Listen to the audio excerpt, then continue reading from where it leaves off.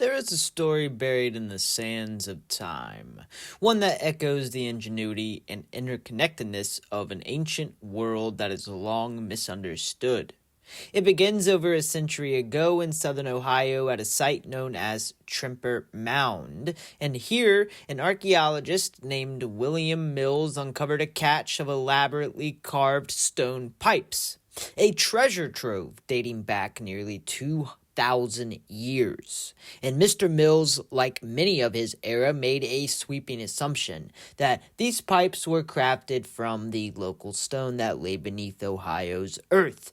And his conclusion, though never tested truly, was accepted without question, and over time, this assumption became an uncontested quote-unquote truth. In a groundbreaking new study, well, relatively new, researchers have returned to the source, wielding advanced scientific tools to uncover a hidden story that Mr. Mills could really probably have never imagined. And their findings, modern researchers' findings, unravel a web of trade. Who would have guessed?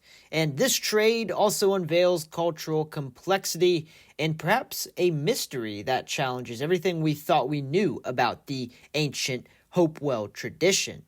Now let's first begin with the pipes themselves. More than 100 exquisite specimens were excavated from the now known Trimper Mound, and for over a century they were thought to be made of Ohio's native stone.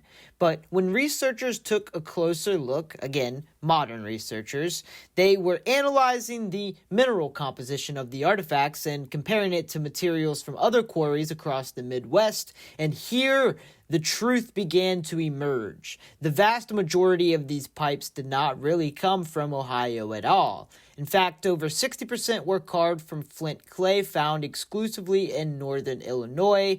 Another 18% were sourced from quarries in Minnesota, and only 20% were actually sourced from local Ohio quarries.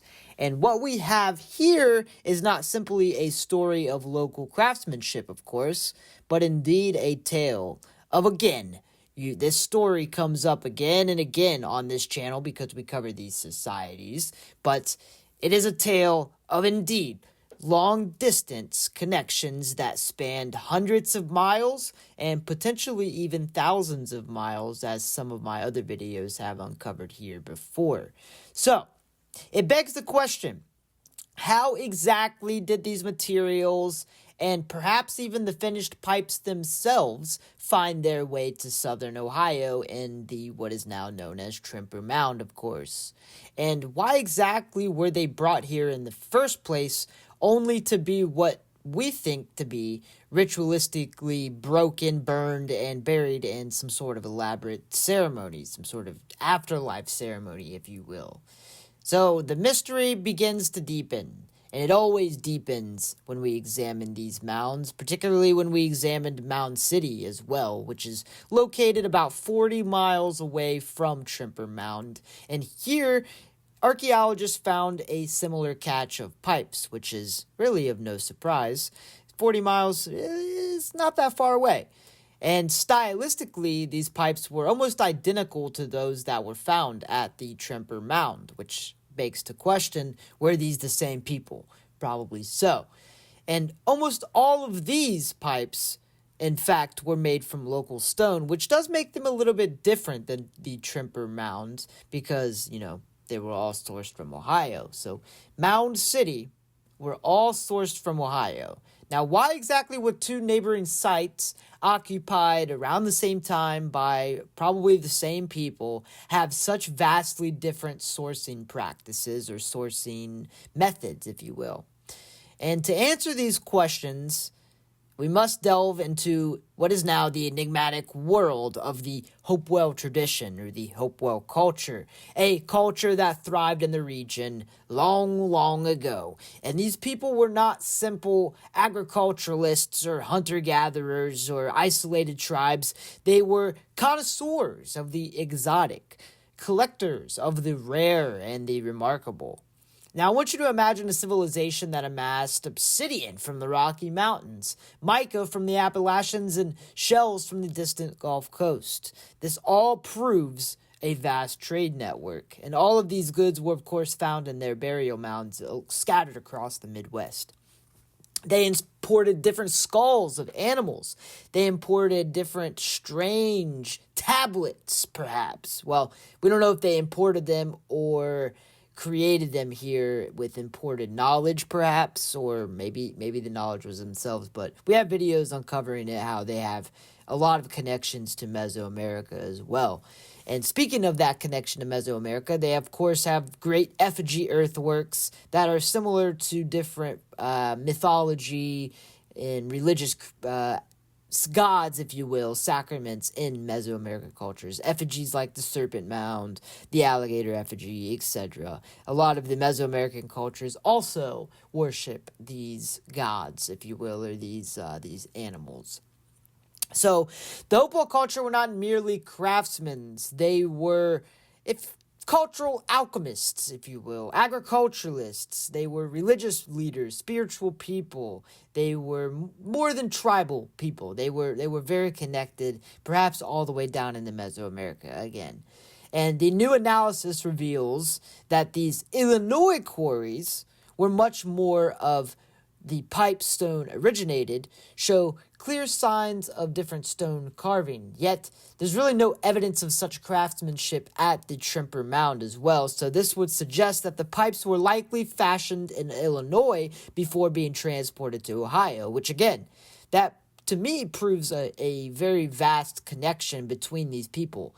This connection was we're probably dealing with the same people. I mean, honestly, these really are like the same exact cultures, if you will. But the question begins to it always is begged, right?